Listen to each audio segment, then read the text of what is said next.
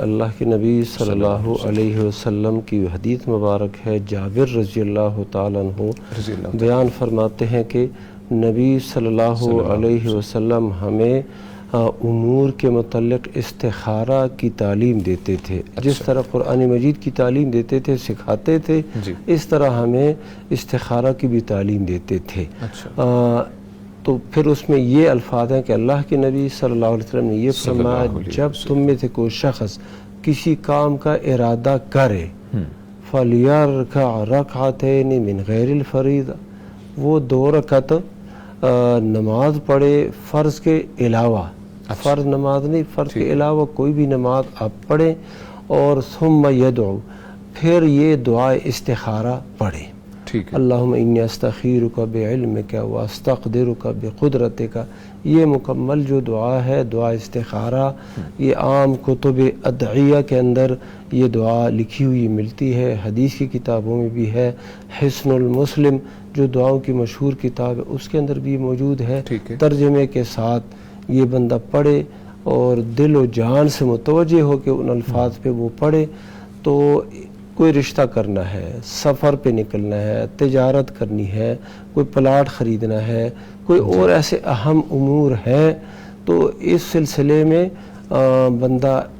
پہلے اللہ سبحانہ و تعالیٰ سے یہ مشورہ کرے، استخارہ کرے، خیر طلب کرے۔ تو 2 رکعت پڑھے، 2 رکعت کے بعد یہ دعا پڑھے، اور اس دعا کے دوران یہ ہے کہ ان ھذا الامر، یہ جو کام ہے، یہ میں رشتہ کر رہا ہوں، بیٹی کا رشتہ دے رہا ہوں یا لے رہا ہوں، یہ جو بھی صورتحال ہے، سفر پہ نکل رہا ہوں، تو اس میں یہ اگر میرے لیے دنیا اور آخرت میں بھلائی کا باعث ہے تو یا اللہ اس کو کر دے، میرے نصیب میں کر دے، اور اگر تیرے علم میں یہ ہے کہ یہ میرے لیے شر ہے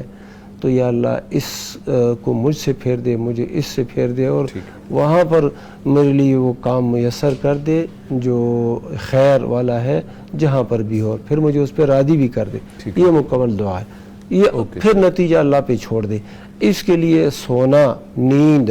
یہ کوئی شرط نہیں، خواب دیکھنا اس کے لیے کوئی شرط نہیں، اور اس کے لیے کوئی نشانی یا علامات کا آنا کوئی شرط نہیں۔ یہ جو ہے دل کا یہ کام کرے، استخارہ دعا پڑھ کے، اس کے بعد جو ہے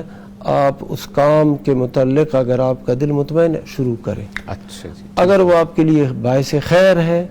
اللہ تعالیٰ راستے کھول دے گا انشاءاللہ، اور اگر باعث خیر نہیں ہے اللہ تعالیٰ رکاوٹیں پیدا کر دے گا، نہیں ہوگا۔ یہ بات ختم۔ جزاک اللہ خیر، بہت شکریہ شیخ۔ ان کے والے سے دعا بھی فرما دیجیے، حج اور عمرے کے لیے بول رہے ہیں۔ ہاں جی، اللہ سبحانہ و تعالیٰ اپنے فضل و کرم سے ہماری اس بہن کے لیے حج اور عمرے کی سعادت نصیب فرمائے،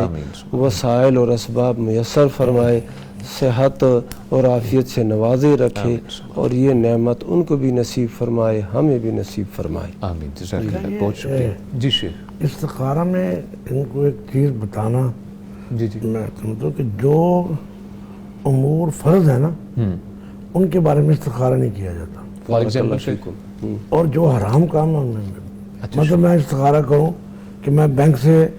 لون لوں کہ نہ لوں، یہ استخارہ نہیں کرنا ہے، کیونکہ حرام ہے۔ جی بالکل ٹھیک، یا میں عمرہ کروں کہ نہ کروں، یہ نہیں ٹھیک ہے، عمرے کے سفر پر جاؤں یا نہ۔ اچھا، دوسری بات ایک اور ہے، جی شیخ، مطلب میرا جی چاہتا ہے کہ میں یہ پلاٹ خرید لوں، جی اب میں نے استخارہ کیا، میں چاہتا تھا خریدنا چاہتا تھا، استخارہ کیا، اب وہ پلاٹ مجھے نہیں ملا، پھر مجھے اپنے دل کو مطمئن کرنا چاہیے یہ پلاٹ میرے لیے بہتر نہیں تھا، خیر ہی نہیں تھی، پھر اپنے دل کو مضبوط کرے،